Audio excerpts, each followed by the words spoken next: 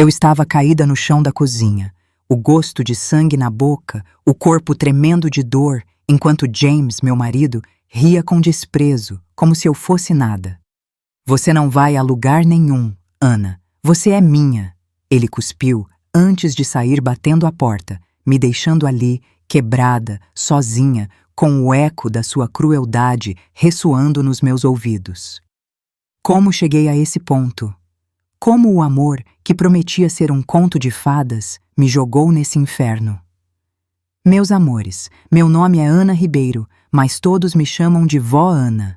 Tenho 73 anos, nasci e cresci em uma cidadezinha rural, um canto simples de Minas Gerais, onde o cheiro de café fresco e pão quente abraçava a gente como um cobertor. Hoje, moro em Belo Horizonte e essa é a primeira vez que conto essa história. Uma história que guardei como uma ferida que dói, mas que não se arranca. Antes de começar, quero convidar vocês a se juntarem a mim nessa jornada. Se essa história tocar seu coração, deixem um nos comentários e cliquem no like. Quero saber quem são meus netos virtuais, de onde vocês estão ouvindo, o que os move. Vamos compartilhar essa dor e essa força juntos. Eu nasci em uma casinha humilde, de taipa, no interior de Minas Gerais, onde a vida era simples, mas cheia de calor. Meu pai, Roberto, trabalhava nas lavouras de café, voltando para casa com as mãos calejadas e o rosto suado, mas sempre com um sorriso para minha mãe, Clara. Ele a olhava como se ela fosse o sol, mesmo depois de um dia esmagador sob o calor. Minha mãe, com seu avental florido, fazia o melhor pão de queijo da cidade.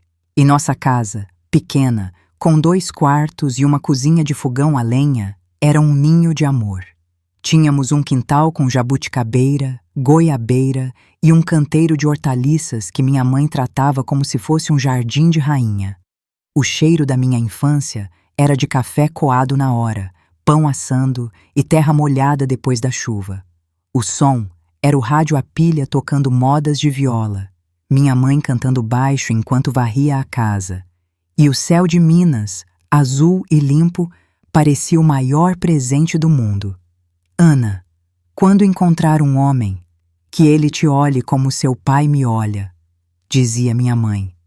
E eu acreditava que o amor seria sempre assim, simples, respeitoso, cheio de gestos pequenos, mas profundos. Meu pai, com sua sabedoria de homem do interior, dizia: um homem que te respeita, respeita tudo o que você é. Eu cresci sonhando com esse amor, acreditando que todos os homens tratavam suas mulheres como meu pai tratava minha mãe. Era a inocência de uma menina criada com valores sólidos, em uma família que, apesar da pobreza, nunca deixou faltar carinho. A escola ficava a quase 1 hora de caminhada, mas eu não me importava. Amava estudar, devorava qualquer livro que caísse nas minhas mãos, sonhando em ser professora.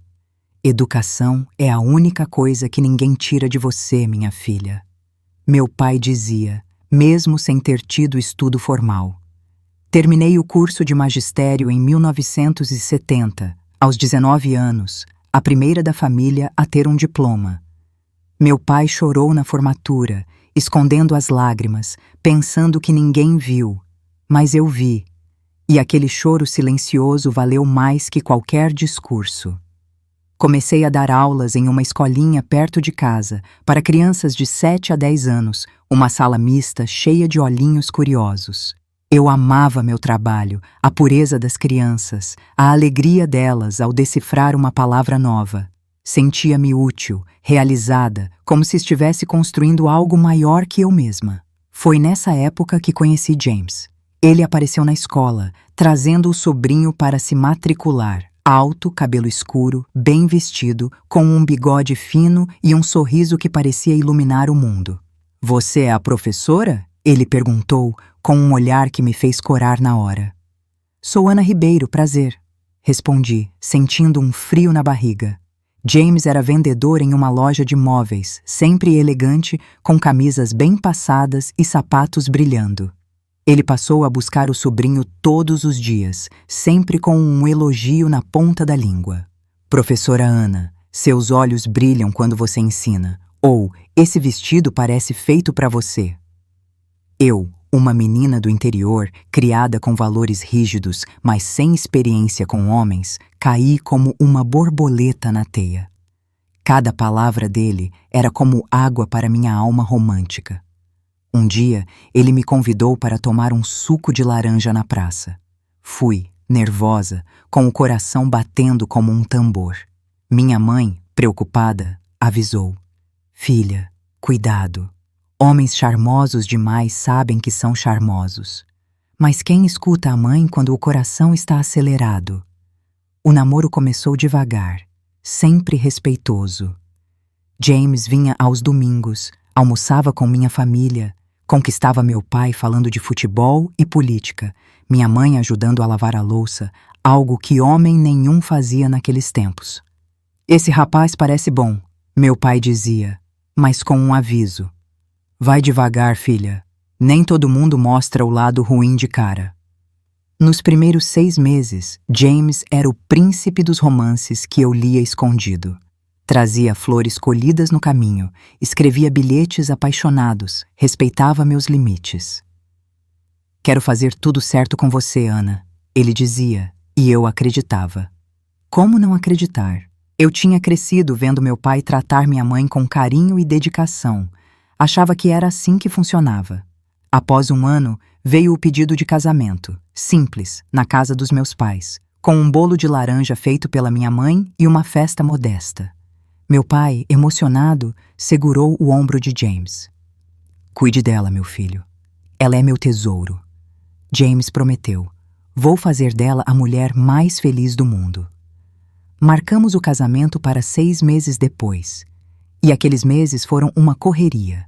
Preparar o enxoval, arrumar a casinha alugada perto da escola onde eu dava aulas, sonhar com o futuro. Eu imaginava um jardim como o da minha mãe, cheio de flores e hortaliças. Minhas tias vinham com conselhos sobre a noite de núpcias, me deixando vermelha como tomate, enquanto minhas amigas brincavam que eu ia virar mulher de verdade. Minha mãe, mais sábia, só me abraçou e disse: Filha, seu corpo é seu templo. Mesmo casada, você tem direito de dizer não. Um homem que te ama vai entender. Guardei aquelas palavras, mas logo descobriria que elas não se aplicavam ao homem com quem me casei. O casamento foi em uma igreja batista, onde fui batizada. Meu vestido, costurado à mão por minha mãe e tias, era um sonho tornado realidade. Quando entrei de braço dado com meu pai, vi James no altar, com aquele sorriso largo, os olhos brilhando no terno alugado. Pensei, esse é o homem da minha vida. Com Elessio ele serei feliz para sempre. A lua de mel foi em uma pousada simples nas montanhas de Minas, um presente que James economizou meses para me dar. Ele foi carinhoso no começo, paciente com minha inexperiência, mas após 2 dias mostrou um lado mais exigente, autoritário. Minha mulher tem que me satisfazer como eu quero, ele disse uma noite, forçando coisas que me deixaram desconfortável. Engoli as lágrimas e obedeci, pensando que era o dever de uma esposa.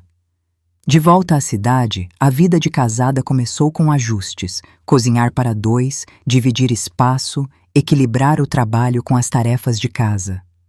James continuava na loja de móveis, e eu na escola. Nossos salários juntos davam para viver com conforto modesto, mas aos poucos percebi mudanças.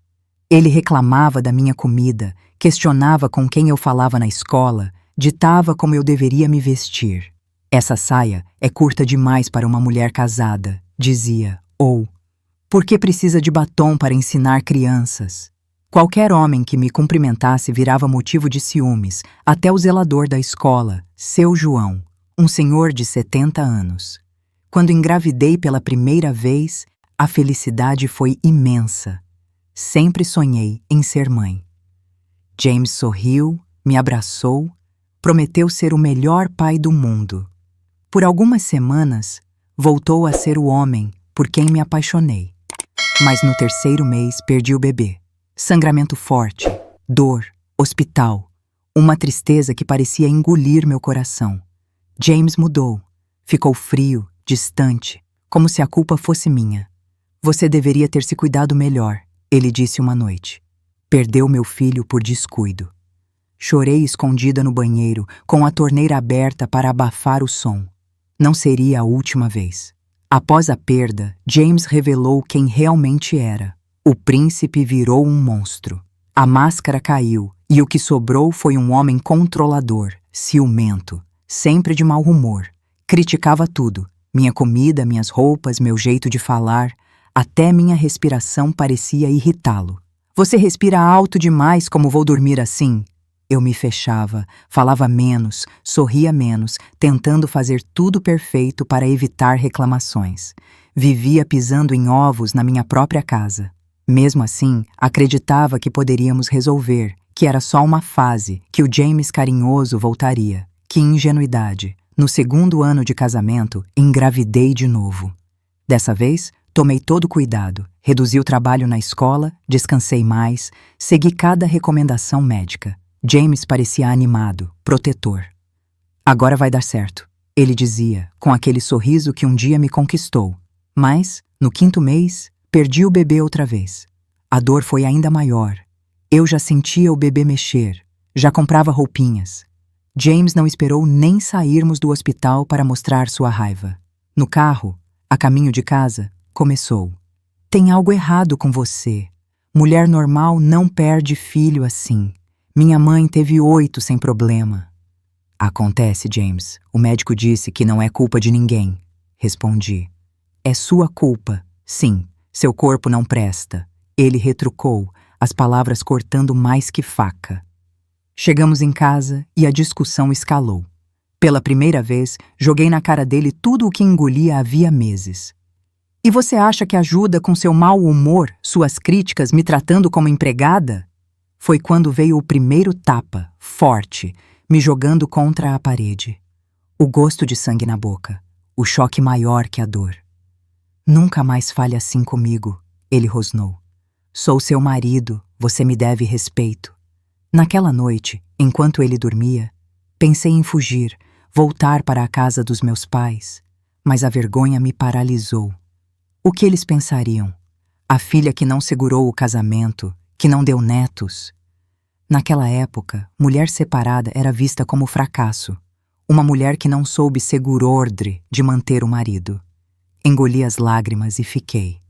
Meu primeiro grande erro. A violência só piorou. James perdeu o emprego na loja de móveis, algo sobre dinheiro sumindo do caixa. Ele jurava inocência, mas seus olhos tinham aquele brilho de mentira que eu aprendera a reconhecer. Desempregado por meses, eu sustentava a casa com meu salário de professora, que mal dava para o básico. O álcool, antes social, virou diário. Uma cerveja no almoço, depois 2, depois uísque direto da garrafa. Bêbado, ele ficava pior. As críticas viraram insultos, os tapas viraram socos. Comecei a inventar desculpas para os hematomas. Caí da escada, bati no armário. As pessoas fingiam acreditar, porque era mais fácil que se envolver. Meus pais, que moravam a poucas ruas, começaram a desconfiar. Minha mãe perguntou diretamente, mas neguei. Está tudo bem, mãe. É só uma fase.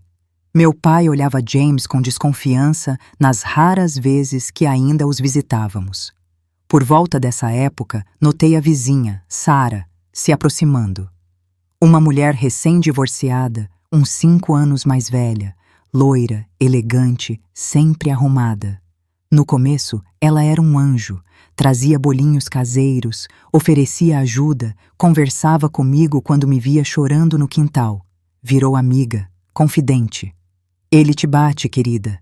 Isso não é normal. Você precisa sair daí, ela dizia. Não posso, Sarah. Não tenho para onde ir. Você tem, sim. O mundo é grande, você é jovem, inteligente, merece coisa melhor. James não gostava da amizade. Dizia que Sarah era mulher solta, que me levaria para o mau caminho. Defendia, disse que era minha única amiga. O que eu não sabia era que, enquanto eu dava aulas, James e Sarah se aproximavam de outro jeito. Um dia, encontrei uma caixa de fósforos de um bar do outro lado da cidade. Fui conhecer um lugar novo, ele disse irritado quando perguntei. Outra vez, senti um perfume doce e forte na camisa dele. Esbarrei numa mulher no ônibus, ele explicou com raiva. Para de ser neurótica. Todos os sinais estavam ali, mas eu não queria ver. Ou talvez não quisesse acreditar que, além de tudo, ele me traía. O momento mais humilhante veio em um evento na igreja, uma festa comunitária que reunia toda a cidade. Eu, como sempre, me arrumei com cuidado, querendo agradar James, mas também sentindo-me viva com as risadas e conversas dos vizinhos. Estava conversando com o professor de matemática, Sr. Carlos, sobre um projeto da escola, quando James se aproximou, o rosto vermelho de raiva. "O que é isso, Ana?" Se exibindo para outro homem na frente de todo mundo. Ele gritou, alto o suficiente para todos ouvirem. O silêncio caiu sobre a multidão. As mulheres cochichavam, os homens desviavam o olhar. "É só uma conversa de trabalho, James." Tentei explicar, mas ele agarrou meu braço, me arrastando para fora como se eu fosse uma criança desobediente. "Você me envergonha assim? Uma mulher casada, rindo como se não tivesse marido?" Ele me forçou a entrar no carro, enquanto lágrimas queimavam meus olhos e os murmúrios dos vizinhos ecoavam na minha cabeça. O pastor da igreja, reverendo Mateus, um homem de voz mansa, mas ideias rígidas, me chamou depois. "Ana, o casamento é sagrado. Você precisa suportar, ser paciente. Deus abençoa a submissão da esposa." Suas palavras, ditas com um tom de superioridade, me fizeram sentir ainda mais culpada, como se eu fosse a causa da raiva de James. A cidade inteira parecia concordar, olhando-me com pena ou julgamento, mas ninguém estendeu a mão. Eu estava sozinha, cercada de pessoas, mas completamente isolada, afogando-me na vergonha e no medo. Meus amores, essa é a primeira parte da minha história, e sei que não foi fácil de ouvir.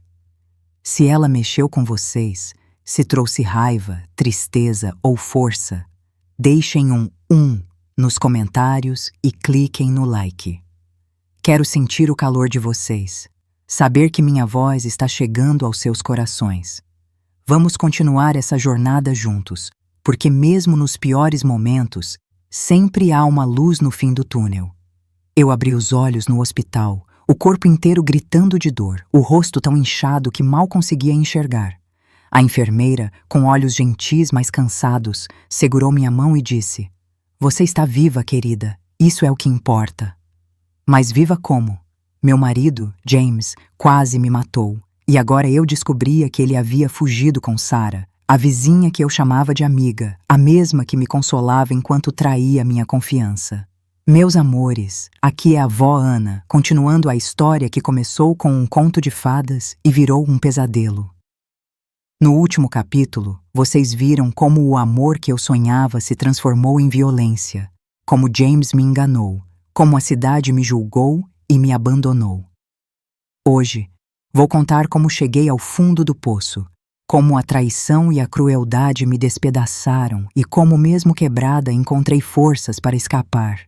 Preparem-se, porque essa parte é pesada e a raiva que sinto até hoje queima como brasa. Vamos mergulhar juntos nesse inferno, mas prometo que há uma luz no fim. Depois do tapa que recebi na discussão após a segunda perda do bebê, a violência de James se tornou rotina. O que começou com palavras duras e olhares de desprezo virou um ciclo de socos, chutes e insultos.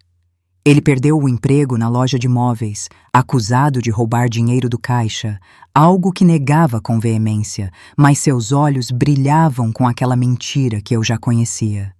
Desempregado, ele se afundava no uísque, bebendo desde o almoço até a madrugada. Meu salário de professora, que mal cobria as contas, agora sustentava a casa sozinha. Eu saía para dar aulas com hematomas escondidos sob mangas compridas e maquiagem pesada, inventando desculpas. Tropecei na escada, bati no armário. Meus colegas na escola fingiam acreditar, mas eu via a pena nos olhos deles, e isso doía mais que os golpes. Minha melhor amiga de infância, Lily, que agora vivia em Belo Horizonte, me ligava às vezes, preocupada. Ana, você não parece a mesma. O que está acontecendo? Eu mentia. Está tudo bem, só ando cansada. A vergonha me sufocava. Como contar que o homem que escolhi, que jurei amar na frente de todos, me tratava como um saco de pancadas? Como admitir que a menina sonhadora de Minas Gerais estava presa em uma gaiola que ela mesma ajudou a construir? Sara, a vizinha, continuava sendo minha tábua de salvação. Ou assim eu pensava. Ela aparecia no quintal com um prato de bolo, sentava comigo na varanda, ouvia minhas lágrimas. Ana, você não merece isso. Ele te bate, não é? Você precisa sair daí. Ela dizia, com uma voz tão doce que parecia sincera. Eu confiava nela, contava tudo. Os tapas, os insultos, o medo constante. Não tenho para onde ir, Sara. Meus pais vão morrer de vergonha se souberem. Ela segurava minha mão, prometia estar comigo. Você é forte, Ana, mais forte do que pensa. Mal sabia eu que, enquanto eu chorava no ombro dela, ela estava nos braços do meu marido. A traição começou a se revelar em pequenos sinais. Encontrei um lenço com perfume doce na jaqueta de James. É da loja. Uma cliente deixou cair, ele disse irritado. Outra vez, vi ele e Sara conversando no portão, rindo de um jeito que me fez sentir um vazio no peito. Só estamos sendo vizinhos, ele retrucou quando perguntei. Eu queria acreditar, precisava acreditar, porque a ideia de ser traída além de tudo era demais para suportar. O pior momento veio em um evento da escola, uma apresentação dos alunos que eu organizei com tanto carinho. Estava orgulhosa, vendo as crianças recitarem poesias e cantarem, quando James apareceu, já bêbado, com os olhos injetados. Ele me puxou pelo braço na frente de todos, pais, colegas, alunos, e gritou: Você acha que é quem se exibindo como se fosse solteira? Todo mundo sabe que você não presta. As palavras ecoaram no ginásio e o silêncio que se seguiu foi ensurdecedor. Minha colega Margarida, uma professora invejosa que nunca gostou de mim, aproveitou para espalhar veneno. No dia seguinte ouvi os boatos. Ana provoca o marido, por isso ele bate nela. Ela não sabe ser esposa.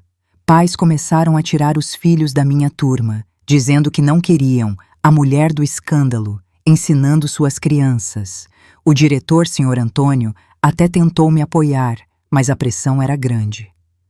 Ana, talvez seja melhor tirar uma licença, ele sugeriu, com um tom de quem não tinha escolha. Perder o respeito da escola, o lugar onde eu me sentia viva, foi como perder um pedaço de mim. A raiva queimava, não só contra James, mas contra Margarida, contra os pais, contra a cidade inteira que me julgava enquanto fingia não ver os hematomas no meu rosto. A gota d'água veio em uma tarde chuvosa. Cheguei cedo da escola porque uma goteira no teto da sala cancelou as aulas. Abri a porta de casa e ouvi risadas, risadas de mulher, vindas do nosso quarto. Meu coração parou. Sabia o que encontraria, mas nada me preparou para a cena. Entreabri a porta e vi James e Sara na nossa cama, no lugar onde eu dormia todas as noites, onde sonhava com uma família que nunca existiu. Fechei a porta sem fazer barulho, eles nem perceberam. Sentei na cozinha, olhando para o nada, sentindo um vazio que engolia tudo, minha esperança, minha dignidade, minha fé no amor. Meia hora depois, ouvi a porta dos fundos abrindo e fechando. Sara saiu sorrateira, achando que não foi vista. James saiu do quarto, assobiando, e parou ao me ver.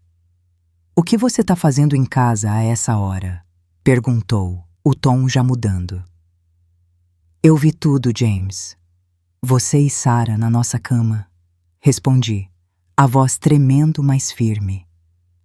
Esperei gritos, tapas, negações. Em vez disso, ele riu. Riu como se fosse uma piada. E o que você vai fazer? Contar para quem? Ninguém liga para você. Levantei da cadeira, as pernas bambas, mas com uma certeza que nunca senti antes. Estou indo embora. Acabou, James. Foi quando ele mudou. O riso virou um rosnado. Os olhos escureceram. Você não vai a lugar nenhum. Você é minha mulher. Só sai quando eu deixar. Ele bloqueou meu caminho, o corpo grande como uma parede de carne e ódio. Tentei passar, ele me empurrou de volta, me fazendo cair na cadeira. Você não vai a lugar nenhum, repetiu, os dentes cerrados. Tentei me levantar de novo, e então veio o tapa, forte, jogando minha cabeça para o lado. Cala a boca! Espionando agora? Quem te deu esse direito? Outro tapa, mais forte, seguido de um soco no estômago que me fez dobrar, sem ar. Caí de joelhos, a visão embaçada por lágrimas e dor. Ele me agarrou pelos cabelos, me arrastou pela cozinha. Quer saber por que eu estava com a Sara? Porque ela é mulher de verdade, sabe satisfazer um homem. Não é frígida como você. Ele me jogou contra a parede. Minha cabeça bateu. Vi estrelas. As palavras doíam mais que os golpes, destruindo o que restava da minha autoestima. Você não consegue nem me dar um filho. Inútil, estéril. Os golpes vinham sem parar. Socos, chutes, tapas. Tentei me proteger, encolhendo-me, mas ele era mais forte. Em algum momento, parei de sentir a dor. Parei de sentir qualquer coisa. Só queria que acabasse.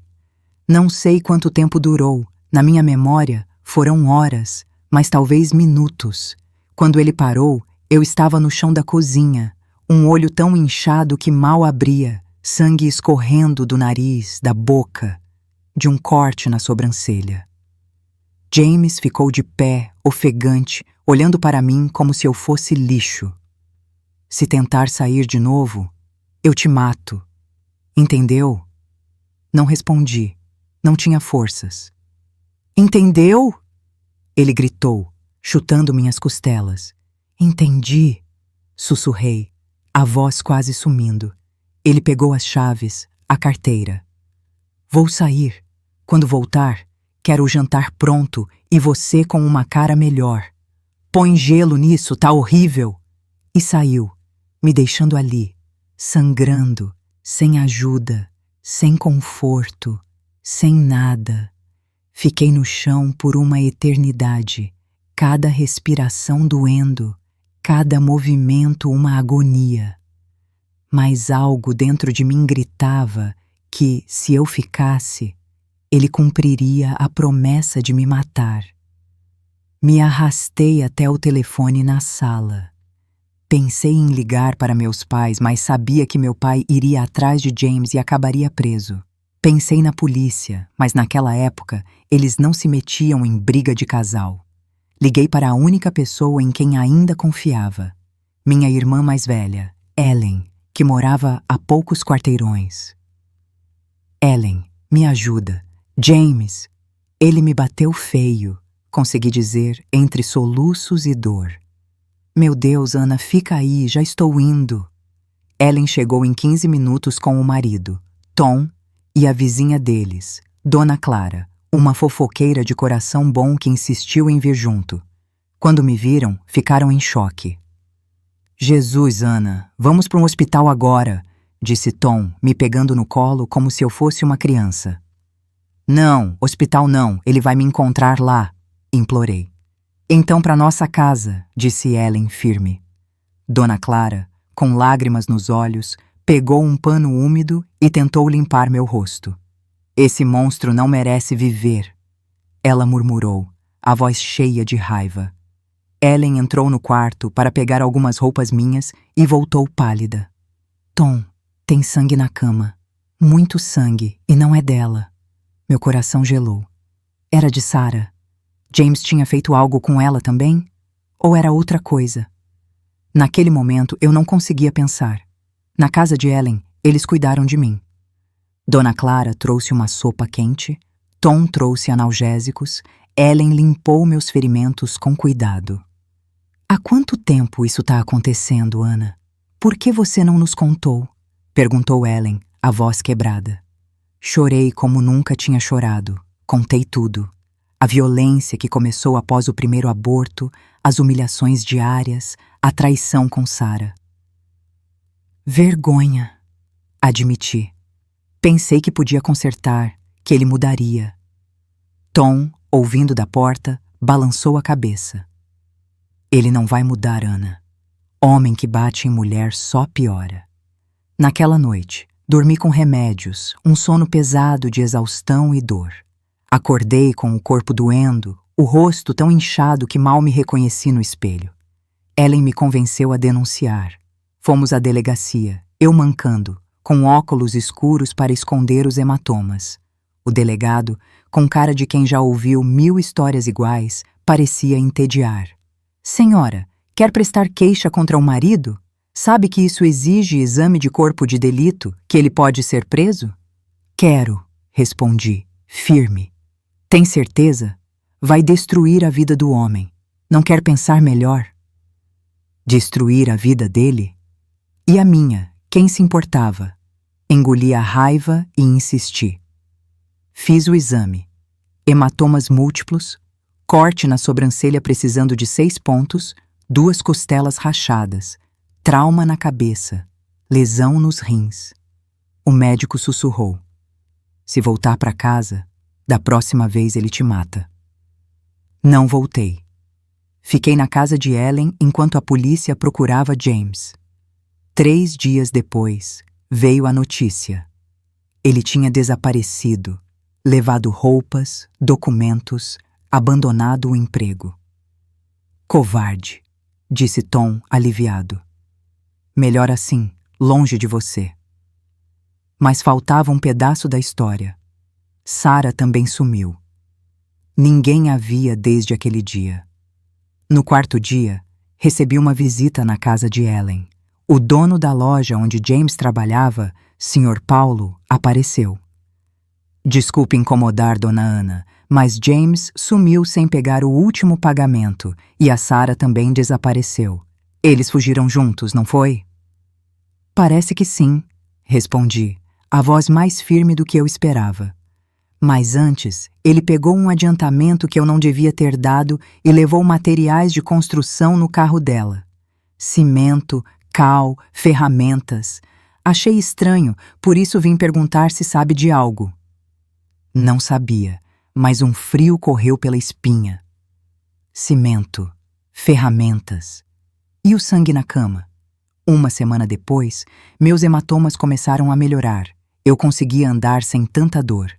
Meus pais, que estavam viajando para visitar minha tia doente, voltaram e ficaram horrorizados com meu estado. Você devia ter me contado antes, filha, disse meu pai, os olhos marejados. Eu te tirava daí no primeiro tapa. Tive vergonha, pai. Achei que ia te desapontar. Desapontar? Nunca.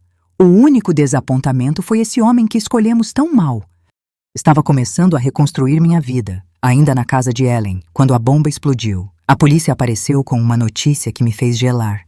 Encontramos seu marido, Dona Ana. Meu coração parou. Ele voltou? Estava vindo me buscar? Onde? Perguntei, a voz tremendo. Na chácara da senhorita Sarah, nos arredores da cidade. Eles trocaram olhares, desconfortáveis. A senhora precisa vir com a gente. Fui levada a um terreno isolado, que eu nem sabia que Sarah possuía.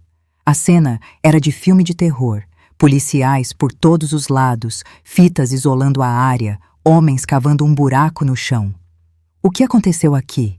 Perguntei, o coração na garganta. Seu marido e a senhorita Sarah tiveram um desentendimento. Desentendimento? Que palavra estranha para descrever o que vi em seguida. O corpo de Sarah estava em uma cova improvisada, brutalmente espancada, como eu fui, mas sem a mesma sorte. Ela morreu dos ferimentos. James tentou esconder o corpo com uma mistura mal feita de cimento e cal, os materiais que pegou da loja. E ele? Perguntei em choque. Tentou fugir quando chegamos. Estava armado. Reagiu. Houve um tiroteio. Entendi o que não diziam. James também estava morto. Os dias seguintes foram um borrão. Depoimentos, detalhes que eu não queria saber, a verdade se desdobrando. Segundo a polícia, James e Sarah planejavam fugir juntos. Ele me bateu naquele dia e foi encontrá-la na chácara, onde combinaram se esconder. Levaram os materiais para reformar o lugar, sonhando com uma nova vida. Mas houve uma briga violenta. Vizinhos ouviram gritos, mas como era área rural, ninguém se meteu. Quando os gritos pararam, viram James cavando um buraco à noite. Só denunciaram dias depois, por causa de um cheiro forte vindo do terreno. Eu deveria odiar Sarah. Ela traiu minha confiança, dormiu com meu marido, planejou fugir com ele.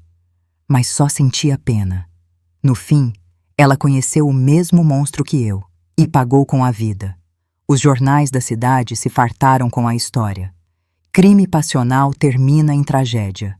Meu nome estampado, minha foto de casamento ao lado da imagem do corpo de Sarah sendo retirado do terreno. Virei a viúva do assassino. Não podia andar na rua sem sentir os olhares, os cochichos. Na escola, a pressão de Margarida e dos pais cresceu. Não queremos a esposa de um assassino ensinando nossos filhos, diziam.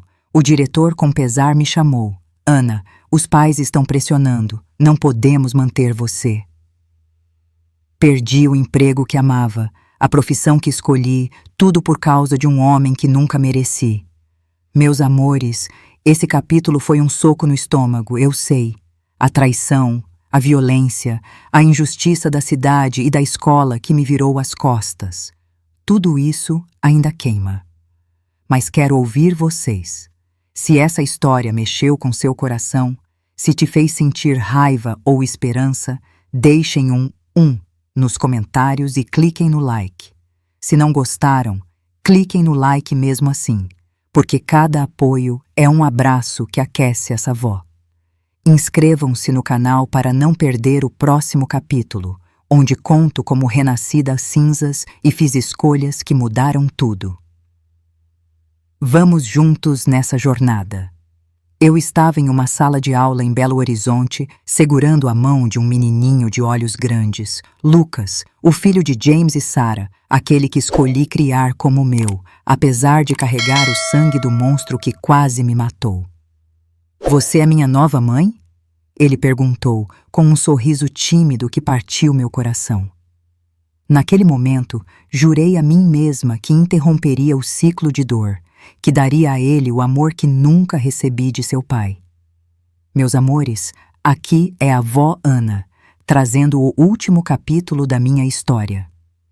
Nos capítulos anteriores, vocês viram como o amor me traiu, como James me quebrou com violência e como a cidade me julgou, tirando até meu emprego. Vocês sentiram a raiva da traição de Sarah, da crueldade de Margarida, da indiferença de todos. Agora, vou contar como renasci das cinzas, como enfrentei mais injustiças que fizeram meu sangue ferver, mas também como encontrei propósito, amor e um legado que mudou tudo. Preparem-se, porque essa parte é uma montanha-russa de emoções, com raiva, esperança e a força de quem se recusa a ser derrotada. Após a morte de James e Sarah, eu não podia mais ficar na cidadezinha onde cresci. Os olhares, os cochichos, a crueldade de Margarida espalhando que eu provocava a violência. Tudo isso me sufocava. Meu pai, Roberto, decidiu que era hora de recomeçar. Vamos para Belo Horizonte, filha. Lá ninguém conhece nossa história. Podemos ser novos de novo. Com 2 malas pequenas e o coração pesado, deixei Minas Gerais, minha terra natal, rumo à capital. A viagem foi longa.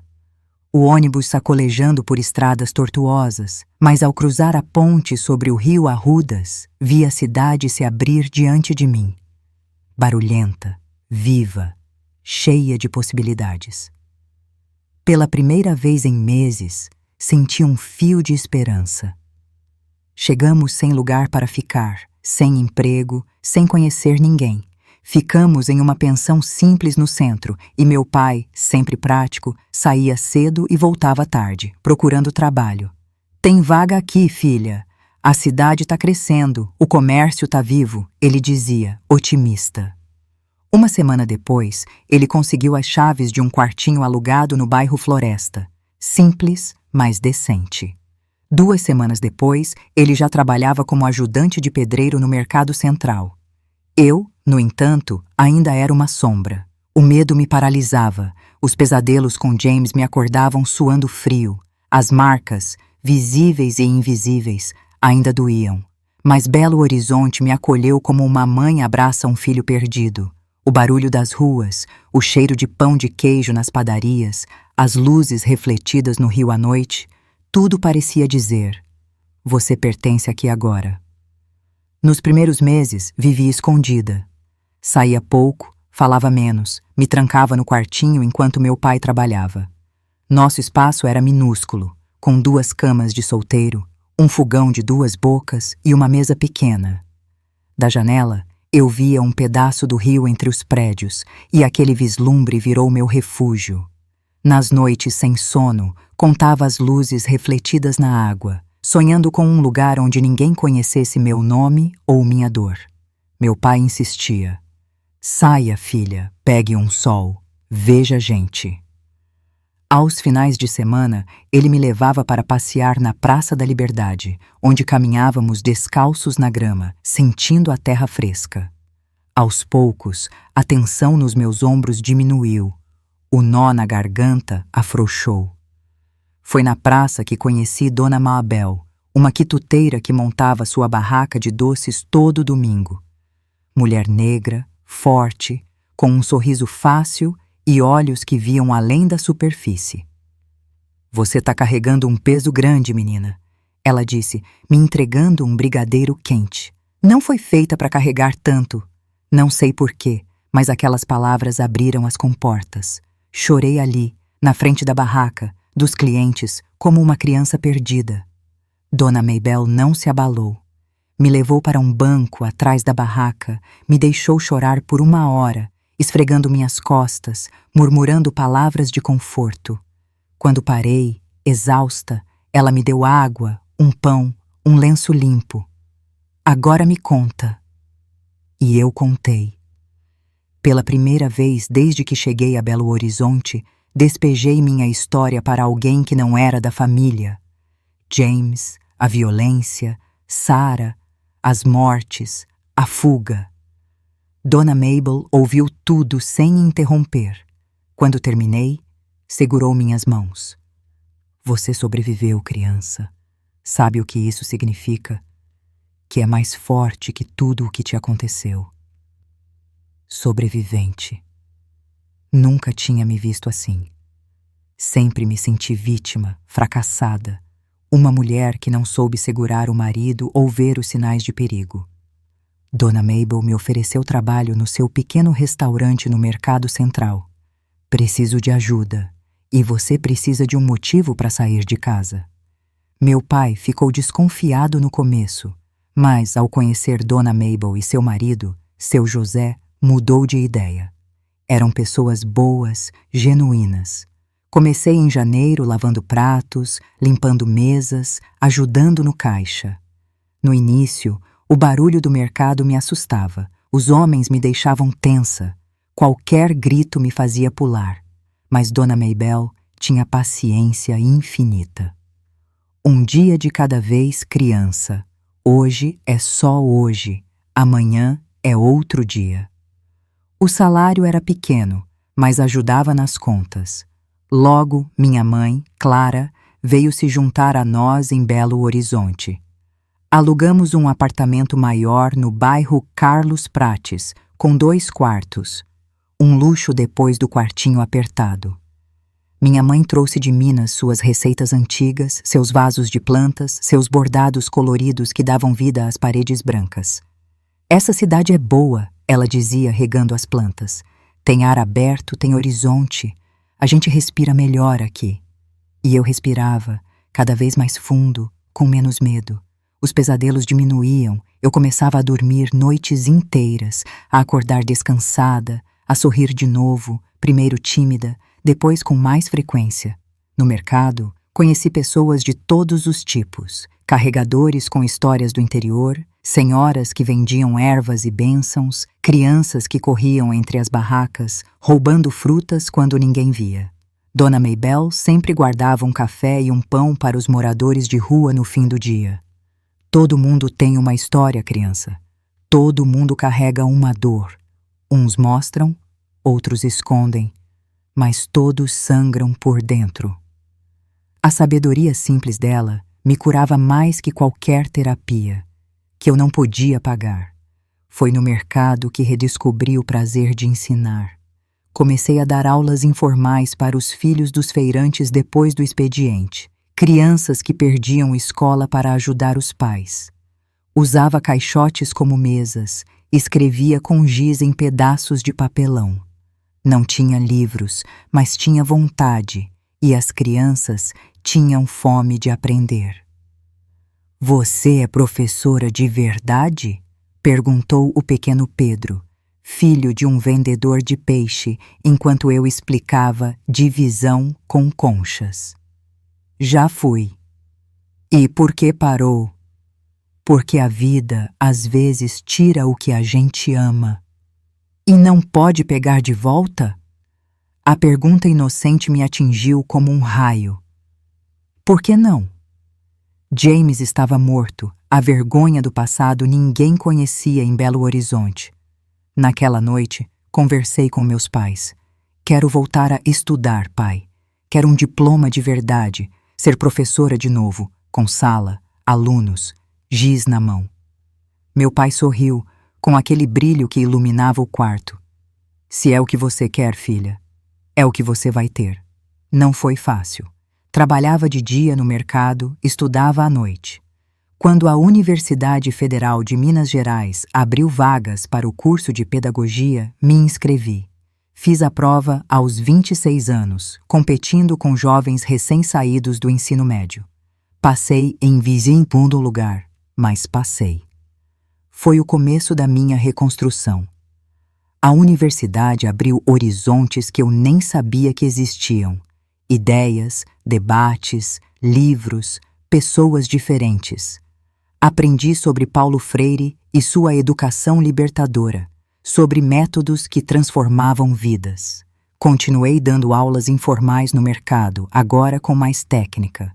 As crianças respondiam com entusiasmo, os pais notavam a diferença. Em meu último ano surgiu a chance de estagiar em uma escola pública no bairro Santa Teresa, um lugar pobre, com transporte precário e salário quase simbólico.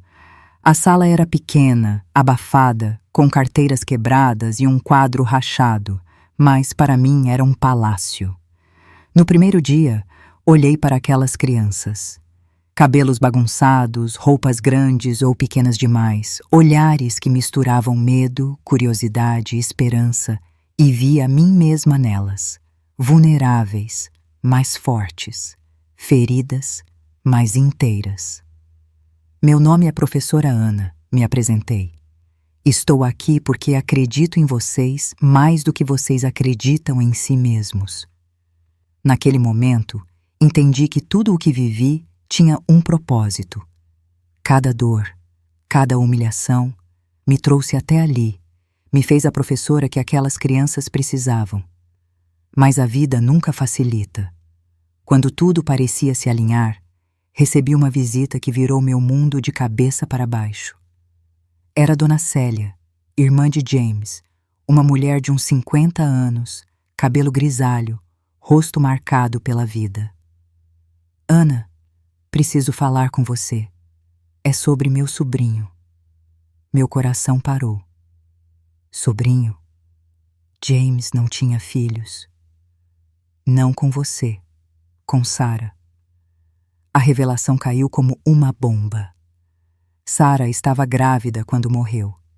Havia um menino, Lucas, filho de James, andando por aí.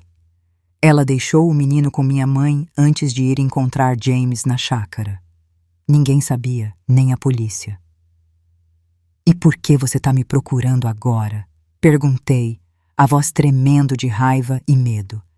"Minha mãe morreu no último mês. O menino está comigo, mas estou com câncer, não posso cuidar dele." "E o que isso tem a ver comigo? Quer que eu cuide do filho do homem que quase me matou, com a mulher que me traiu?" Ela baixou os olhos envergonhada. "Sei que é muito pedir, mas o menino é inocente. Tem 4 anos, não tem ninguém." "Onde ele está?"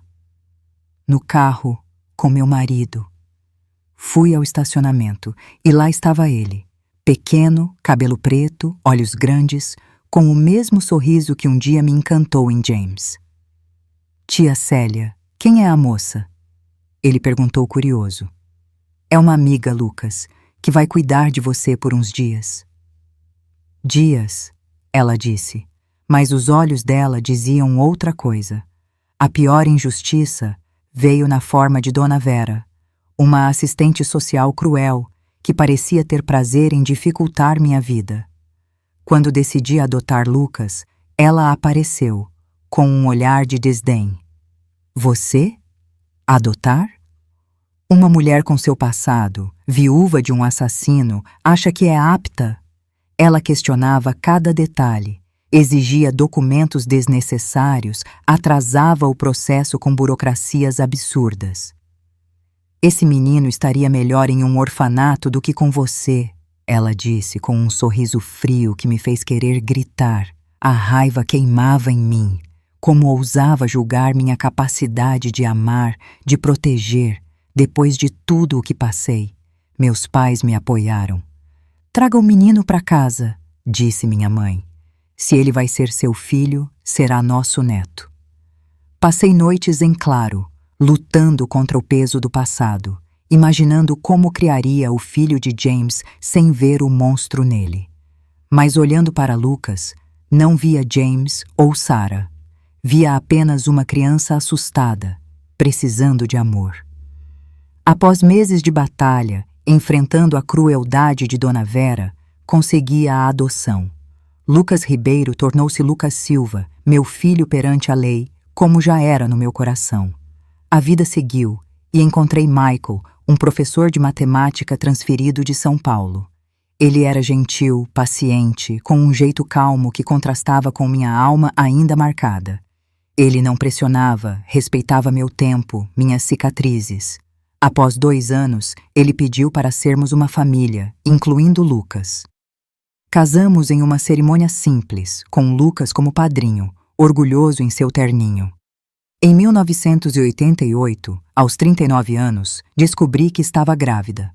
Após os traumas com James, os médicos diziam que eu não poderia ter filhos, mas Emily nasceu, um milagre de olhos brilhantes. Lucas, então com 14 anos, tornou-se um irmão protetor, trocando fraldas, contando histórias. Minha carreira também decolou. Tornei-me coordenadora pedagógica, depois diretora de uma escola em um bairro pobre. Transformamos a escola juntos, professores, alunos, famílias, com horta comunitária, biblioteca improvisada, aulas de música. Mas a sombra de Dona Vera voltou. Ela apareceu na escola, agora como supervisora regional, questionando minha gestão. Uma mulher com seu histórico não deveria estar em cargo de liderança, disse com aquele mesmo sorriso venenoso. A raiva me consumiu, mas usei-a como combustível, provando com resultados que ela estava errada. Reduzimos a EVAs 16 a um escolar, melhoramos a alfabetização, construímos um legado que ela não podia apagar. Anos depois, decidi enfrentar o passado. Voltei à minha cidade natal, caminhei pelas ruas onde sofri, visitei a casa onde vivi com James, a igreja onde casei. Não sentia mais medo, apenas paz. Os fantasmas haviam ido embora. De volta a Belo Horizonte, comecei a contar minha história em vídeos no YouTube, a pedido de Lucas, agora arquiteto, e Emily, médica. Falei sobre superação, sobre transformar dor em propósito. Meus netos virtuais, vocês, abraçaram minha voz, me chamando de vó Ana. Hoje, aos 73 anos, olho para minhas mãos enrugadas, que seguraram giz, enxugaram lágrimas, plantaram flores, e sei quem sou. Uma sobrevivente que escolheu o amor, que interrompeu o ciclo de violência, que construiu uma família e um legado. Minha história não é só minha, é de todos que lutam, que caem, que se levantam. Meus amores, esse capítulo fecha minha jornada, mas não o impacto dela. Se minha história te tocou, te fez sentir raiva pelas injustiças ou esperança pela superação, deixem um nos comentários e cliquem no like. Se não gostaram, cliquem no like mesmo assim, porque cada apoio é um abraço que aquece meu coração. Inscrevam-se no canal para mais histórias de força e amor. Compartilhem com quem precisa ouvir que mesmo nas piores tempestades, há sempre um novo dia. Com carinho, de uma avó que conheceu o fundo do poço, mas descobriu que até lá as flores crescem. Ana Silva. A história de Ana Ribeiro, a vó Ana, é um soco no estômago e, ao mesmo tempo, um abraço quente no coração. É uma narrativa que mistura dor, traição, violência e injustiça com uma força avassaladora de superação, amor e reconstrução. Ao ouvir os 3 capítulos da vida dela, sinto uma montanha russa de emoções. Raiva profunda pela crueldade de James, pela traição de Sarah, pela indiferença da comunidade e pela burocracia cruel de Dona Vera. Tristeza pelas perdas e humilhações que Ana enfrentou. E, acima de tudo, uma admiração imensa pela resiliência dela, pela coragem de recomeçar e pela escolha de amar mesmo depois de tanto sofrimento. Essa história não é apenas a de Ana, mas a de tantas pessoas que enfrentam seus próprios infernos e encontram, nas cinzas, a força para renascer. Aqui, quero compartilhar minhas reflexões sobre o que essa jornada nos ensina e como podemos aplicar essas lições em nossas vidas, com o espírito caloroso e comunitário que nós, brasileiros, tanto valorizamos. O primeiro impacto da história de Ana é a raiva. Como não sentir o sangue ferver ao ouvir sobre a violência de James, que transformou o amor em uma prisão, ou a traição de Sarah, que fingia ser amiga enquanto destruía a confiança de Ana? E o que dizer da crueldade de Margarida, espalhando boatos venenosos, ou da assistente social Dona Vera, que tentou bloquear a adoção de Lucas com seu julgamento frio? Essas injustiças refletem uma realidade que muitos conhecem: a dor de ser julgado, abandonado ou traído por aqueles que deveriam apoiar. No Brasil, onde a comunidade é tão valorizada, essas traições doem ainda mais, porque esperamos apoio dos vizinhos, dos amigos, da família. A lição aqui é clara: nem todos ao nosso redor são o que parecem, e precisamos aprender a reconhecer os sinais de perigo. Ana ignorou os avisos da mãe sobre homens charmosos demais e pagou um preço alto. Na vida, devemos ouvir nossa intuição e as vozes sábias ao nosso redor, como a de Dona Mabel ou da mãe de Ana, que nos alertam antes que o pior aconteça. Aplicando isso, podemos nos proteger, buscar ajuda cedo e não nos deixar enganar por máscaras de bondade. Outra lição poderosa é sobre resiliência. Ana perdeu tudo: o sonho do amor, a carreira, a dignidade aos olhos da cidade. Mas, em Belo Horizonte, ela reconstruiu sua vida, tijolo por tijolo. Trabalhou no mercado, estudou à noite, enfrentou pesadelos e o peso do passado. Mesmo quando Dona Vera tentou roubar sua chance de ser mãe de Lucas, ela lutou. Essa força é algo que ressoa profundamente na cultura brasileira, onde a garra e a fé em dias melhores nos movem. Quantas vezes já ouvimos histórias de pessoas que, com pouco, criam muito? Como Ana, que transformou uma escola precária em um oásis de esperança, ou que adotou Lucas apesar de tudo, nós também podemos encontrar propósito na adversidade. A lição é: não importa o quão fundo você caia, sempre há um caminho para cima. No dia a dia, isso significa não desistir diante de problemas, seja um emprego perdido, uma relação quebrada ou um sonho adiado. Busque apoio, como Anna fez com Dona Mabel, seus pais e Michael, e lembre-se de que cada pequeno passo é uma vitória. A escolha de Anna de adotar Lucas é, para mim, o coração da história. Criar o filho do homem que quase a matou, com a mulher que a traiu, é um ato de amor tão grande que transcende a dor. No Brasil, onde a família é o alicerce da vida, essa decisão toca fundo. Anna não viu em Lucas o sangue de James, mas uma criança precisando de amor. Isso nos ensina sobre perdão, não o perdão que absolve o agressor, mas o que liberta quem carrega o rancor. Perdoar a si mesma por ter ficado com James, por não ter visto os sinais, foi o que permitiu a Anna seguir em frente. Na nossa vida, podemos aplicar isso ao deixar ir culpas que nos prendem. Quantas vezes nos culpamos por escolhas erradas ou por confiar nas pessoas erradas? Anna nos mostra que o perdão é um presente que damos a nós mesmos para podermos amar novamente, seja um filho, um novo parceiro ou a nós mesmos. A história também nos confronta com a injustiça social, algo que no Brasil conhecemos bem. A indiferença da comunidade, os boatos de Margarida, a frieza de Dona Vera. Tudo isso reflete como a sociedade pode virar as costas para quem sofre. Anna foi julgada como a esposa do assassino. Perdeu o emprego por algo que ela não causou. Isso me faz pensar em quantas mulheres, especialmente no Brasil, enfrentam violência doméstica e são julgadas em vez de ajudadas. A lição aqui é sobre empatia e ação. Não podemos ser como a cidade de Anna, que cochichava, mas não agia. Se vemos alguém sofrendo, uma amiga, uma vizinha, uma colega, precisamos estender a mão, como Dona Mabel fez. Um gesto pequeno, como ouvir ou oferecer apoio, pode salvar uma vida. No Brasil, onde o senso de comunidade é forte, podemos fazer a diferença sendo os Dona Mabel de alguém. Por fim, a história de Anna é um lembrete de que o amor verdadeiro é feito de escolhas diárias. Ela escolheu ser mãe de Lucas, esposa de Michael, professora de crianças carentes. Cada escolha foi um ato de resistência contra o passado. No Brasil, onde celebramos a família, a amizade e a fé, isso ressoa profundamente.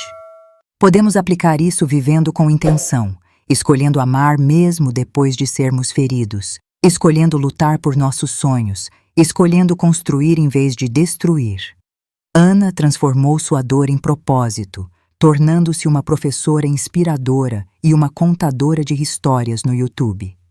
Isso nos ensina que, não importa o que passamos, nossa história pode inspirar outros. Cada um de nós tem uma voz, uma experiência que pode ajudar alguém. Compartilhar, como Anna fez, é um ato de generosidade que fortalece a comunidade.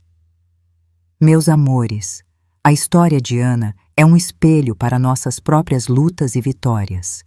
Ela nos ensina a ouvir nossa intuição, a sermos resilientes, a perdoarmos a nós mesmos, a agirmos com empatia e a escolhermos o amor todos os dias.